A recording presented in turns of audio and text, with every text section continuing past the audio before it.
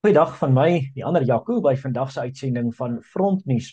Vir die volgende paar weke gaan ons fokus op die streke, stadsrade en munisipaliteite in Gauteng in aanloop tot die komende plaaslike regeringsverkiesing. Unieke probleme met unieke oplossings. Ek verwelkom vir Jennifer Glover, caucusleier in Ekurhuleni aan die Oosrand. Jennifer, Ekurhuleni was die laaste tyd baie aan die kollig weens bestuurskrisisse op verskillende regeringsvlakke. Hoe sou jy sê lyk sake op metro vlak en is daar 'n oplossing? Dankie, Jaco. Die werklikheid is dat sake op metroraad vlak in Ekurhuleni tans onder geweldige druk is. Ons sien 'n stad wat in baie opsigte stagneer as gevolg van swak bestuur, politieke onsekerheid en 'n gebrek aan strategiese beplanning. Ons grootste uitdaging is nie dat daar te min geld of hulpbronne is nie, dis dat die stelsel nie behoorlik bestuur word nie. Wanneer daar nie duidelike aanspreeklikheid of konsekwente leiding is nie, glip die fondament uit. Tog glo ek daar is oplossings. Wat Ekurhuleni nou nodig het, is 'n terugkeer na bekwame en eerlike bestuur.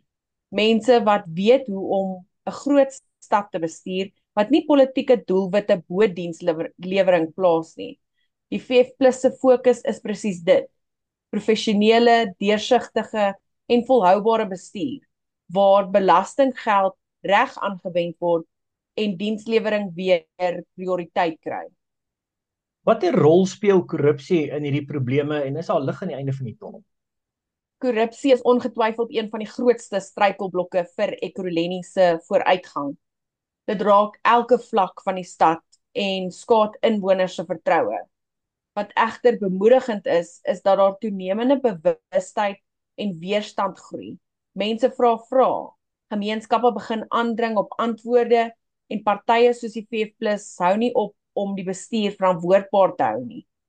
Ons werk voortdurend om verdagte kontrakte uit te wys of om finansiële onreëlmatighede aan te spreek en om eerlikheid terug te bring in die besluitnemingsproses van die stad. Daar is dus lig aan die einde van die tonnel, maar dit verg volgehoue druk en konsekwentheid.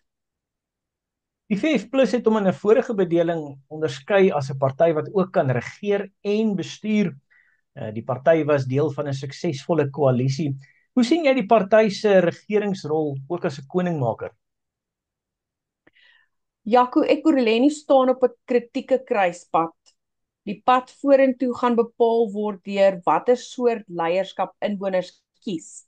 Leierskap wat of voortgaan met politieke onsekerheid en selfbelang, of leierskap wat stabiliteit, kundigheid en eerlikheid vooropstel.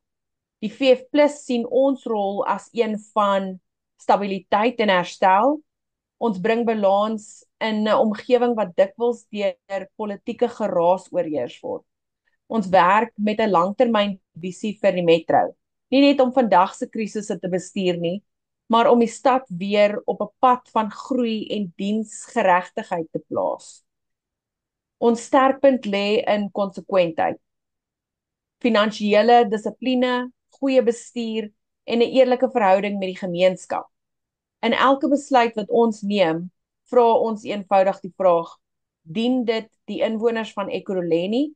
En as die antwoord nee is, ondersteun ons dit nie. Wat die stad nou nodig het, is nie meer beloftes of politieke drama nie. Dit is volwassenheid, kundigheid en integriteit. En dit is presies wat die VF+ na die tafel bring. Baie dankie Jennifer. Dis Jennifer Glover, 'n raadslid in die Ekurhuleni Metroraad wat vir ons 'n kykie gebied het in sake in die stadsraad. Van my, die ander Jaco, tot volgende week, DV wederom.